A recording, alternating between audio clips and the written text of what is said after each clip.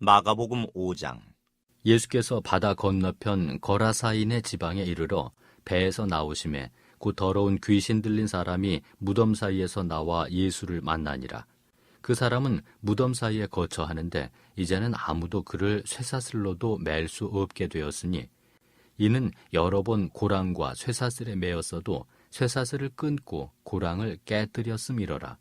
그리하여 아무도 그를 제어할 힘이 없는지라. 밤낮 무덤 사이에서나 산에서나 늘 소리 지르며 돌로 자기의 몸을 해치고 있었더라. 그가 멀리서 예수를 보고 달려와 절하며 큰 소리로 부르짖어 이르되, 지극히 높으신 하나님의 아들 예수여, 나와 당신이 무슨 상관이 있나이까?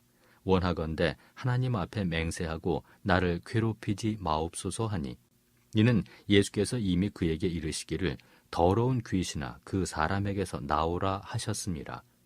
이에 물으시되 내 이름이 무엇이냐? 이르되 내 이름은 군대니 우리가 많음이니이다 하고 자기를 그 지방에서 내보내지 마시기를 간구하더니 마침 거기 돼지의 큰 떼가 산 곁에서 먹고 있는지라.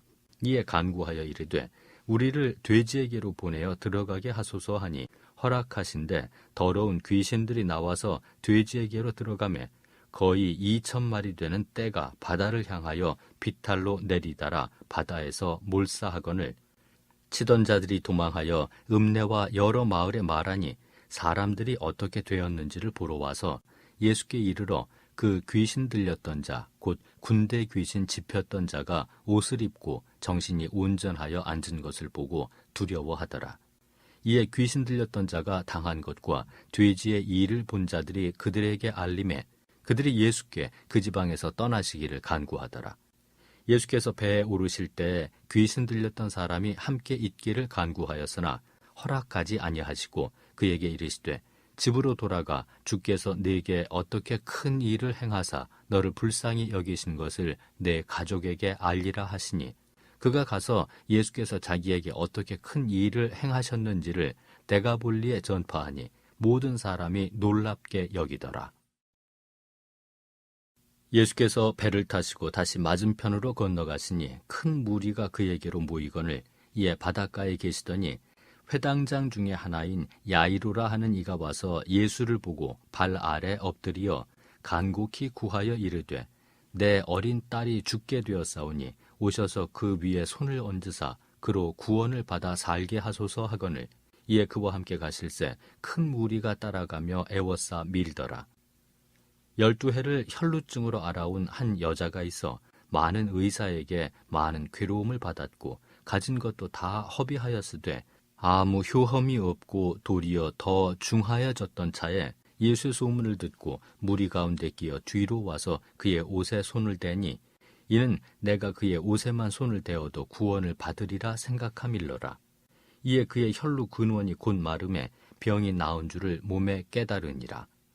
예수께서 그 능력이 자기에게서 나간 줄을 곧 스스로 아시고 무리 가운데서 돌이켜 말씀하시되 누가 내 옷에 손을 대었느냐 하시니 제자들이 여짜오되 무리가 애워싸 미는 것을 보시며 누가 내게 손을 대었느냐 물으시나이까 하되 예수께서 이 일을 행한 여자를 보려고 둘러보시니 여자가 자기에게 이루어진 일을 알고 두려워하여 떨며 와서 그 앞에 엎드려 모든 사실을 여쭈니 예수께서 이르시되 딸아 내 믿음이 너를 구원하였으니 평안히 가라. 내 병에서 놓여 건강할지어다. 아직 예수께서 말씀하실 때 회당장의 집에서 사람들이 와서 회당장에게 이르되 당신의 딸이 죽었나이다. 어찌하여 선생을 더 괴롭게 하나이까? 예수께서 그 하는 말을 곁에서 들으시고 회당장에게 이르시되 두려워하지 말고 믿기만 하라 하시고 베드로와 야고보와 야고보의 형제 요한 외에 아무도 따라옴을 허락하지 아니하시고 회당장의 집에 함께 가사 떠드는 것과 사람들이 울며 심히 통곡함을 보시고 들어가서 그들에게 이르시되 너희가 어찌하여 떠들며 우느냐? 이 아이가 죽은 것이 아니라 잔다 하시니 그들이 비웃더라. 예수께서 그들을 다 내보내신 후에 아이의 부모와 또 자기와 함께한 자들을 데리시고 아이 있는 곳에 들어가사 그 아이의 손을 잡고 이르시되 달리다굼 하시니 번역하면 곧 내가 네게 말하노니 소녀야 일어나라 하심이라. 소녀가 일어나서 걸으니 나이가 12살이라 사람들이 곧 크게 놀라거늘 예수께서 이 일을 아무도 알지 못하게 하라고 그들을 많이 경계하시고 이에 소녀에게 먹을 것을 주라 하시니라. 언제나 주님의 말씀이 우리의 발에 등불이 되어서 오늘의 삶 속에서 주님의 그 은혜가 넘쳐나기를 주님의 이름으로 축원합니다.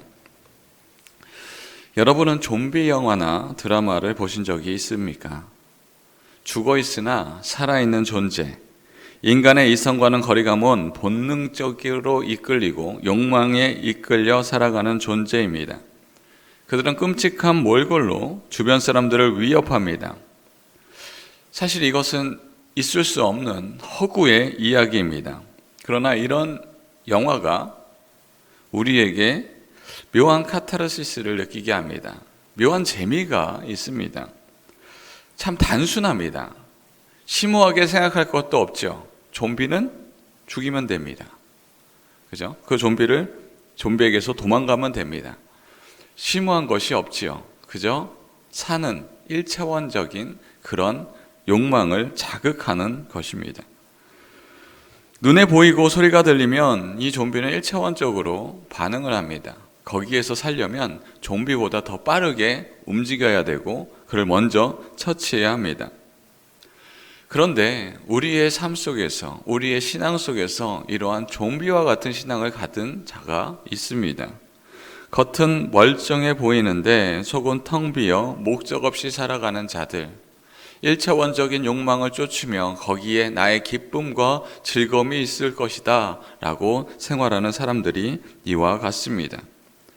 우리는 이러한 영적인 죽음에 이르는 좀비와 같은 죽음의 그림자에서 벗어나야 합니다. 예수 그리스도께서는 귀신 들림, 질병, 죽음이라는 죽음의 권세를 이기시고 생명을 회복시키셨습니다. 이 말씀을 통하여서 세상 속에서 복음의 사람으로 살아가기를 원합니다. 오늘날에는 역시 다양한 형태의 영적인 죽음의 그림자가 그리워져 있습니다. 물질 만능주의, 개인주의, 경쟁사회 속에서 인간성은 말살되어 가고 생명 형식 풍조는 만연합니다. 사회 곳곳에 인간적인 단절과 절망과 고통의 신음소리가 끊이지 않고 있지요. 이러한 시대적 상황 속에서 우리는 예수 그리스도께서 주시는 생명의 복음이 절실하게 필요합니다. 마가복음 5장은 크게 두 가지의 주요 사건으로 이루어져 있습니다. 걸어서 귀신 들린 자를 고치신 사건과 야이로의 딸을 살리시고 혈루병 앓는 여인을 치유하는 사건을 중심으로 전개가 됩니다. 두 사건 모두 죽음의 권세에 억눌린 인간의 절망적인 상황과 예수 그리스도의 능력으로 인한 생명의 회복을 보여주고 있습니다. 예수님께서 제자들과 함께 갈릴리 호수 건너편 거라사 지방에 도착하였을 때 무덤 사이에서 사는 귀신 들린 한 사람을 만납니다. 살아있으나 죽은 자와 같습니다. 그가 사는 곳도 집이 아니라 무덤 사이에서 살고 있습니다. 이 사람은 밤낮으로 소리 지르며 살아가고 있습니다. 어느 누구도 그를 제어할 수 없습니다. 쇠사슬로 묶어도 그것도 다 끊어버리고 살아가는 자입니다. 스스로 자유를 얻지 못합니다. 사회 공동체로부터는 완전히 격리되었고 영적으로는 완전 죽음의 상태에 이르렀습니다. 여기에서 귀신 들림은 우리가 정신 이상이나 이런 것들을 이야기하지 않습니다. 악한 영에 의해 지배당한 상태를 이야기하지요. 예수님께서는 이러한 절망적인 상태에 놓인 사람들에게 다가가 더러운 귀신 들린 그 사람에게서 귀신아 나오너라 라고 이야기합니다. 이 한마디를 통하여서 예수님의 절대적인 권위가 나타나지요. 귀신은 그 앞에서 복종할 수밖에 없습니다. 귀신의 권세가 얼마나 무력한지 극명하게 보여줍니다. 또한 야이로의 딸의 사건을 보면 야이로는 사회적으로 존경을 받는 인물입니다. 그러나 야이로의 딸 죽음 앞에 아무것도 할 수 없는 무력감을 느끼게 됩니다. 또 한편 혈루증을 앓는 여인은 12년 동안 이 혈루증 때문에 사회적으로 격리가 됐고 소외가 된 그런 죽음의 상태입니다. 그러나 옷자락을 만지기만 하면 내가 구원을 얻겠다, 생명을 얻겠다라는 믿음 하나 가지고 예수님께 다가갑니다. 이 두 사건 모두 예수 그리스도의 믿는 자, 그 믿음을 통하여서 그들이 죽음이 아니라 생명으로 옮겨졌음을 우리에게 말하고 있습니다. 마가복음 5장의 이 두 사건은 구약 성경에 예언된 메시아의 사역을 성취하는 그런 모습을 보여줍니다. 이사야 35장 5절 6절의 말씀을 보면 그때에 맹인의 눈이 밝을 것이며 못 듣는 사람의 귀가 열릴 것이며 그때에 저는 자는 사슴같이 뛸 것이며 말 못하는 자의 혀는 노래하리니 라고 말하고 있습니다. 예수님께서는 귀신 들린 자를 고치시고 혈루병 여인을 치유하시고 죽은 자를 살리심을 통하여서 이사야의 예언을 성취한 메시아의 모습을 스스로 증명하고 계십니다. 결국 죽음에 있는 이 많은 사람들이 예수 그리스도를 통하여서 생명으로 옮겨 주셨습니다. 이는 앞으로 있을 예수님의 십자가의 대속의 사건을 예비하는 그런 구원의 사건입니다. 오늘날 우리는 다양한 형태의 죽음의 건세 앞에 놓여 있습니다.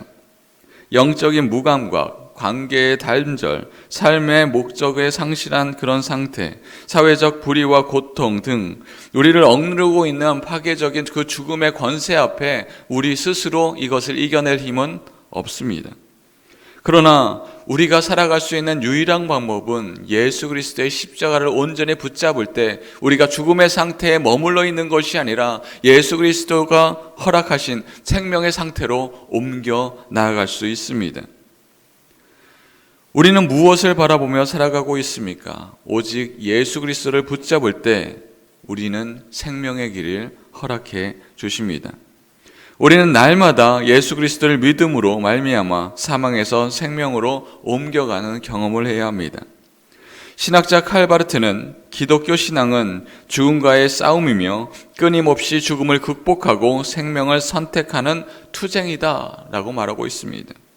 우리는 항상 복음 안에 살아갈 때 우리가 죽음이 아니라 생명 안에 살아갈 수 있습니다. 사랑하는 성도 여러분, 우리는 죽음에 머물러 있어서는 안 됩니다. 예수 그리스도를 통하여서 생명의 삶을 살아내야 합니다. 우리에게 영원한 생명을 주시는 생명의 주관자 예수 그리스도를 바라보며 살아갈 때 우리가 세상 속의 많은 것들을 우리에게 줄 것처럼 보이는 그런 죽음의 권세에서 벗어나 영원한 생명이 허락된 생명의 삶으로 살아가게 될 것입니다. 그렇게 살아갈 때 세상 속에서 복음의 사람으로 살아가기를 결단하고 예수 그리스도의 생명력을 통하여서 세상에 그 복음의 빛을 온전히 비추며 살아갈 수 있는 저와 여러분들이 되기를 주님의 이름으로 축원합니다.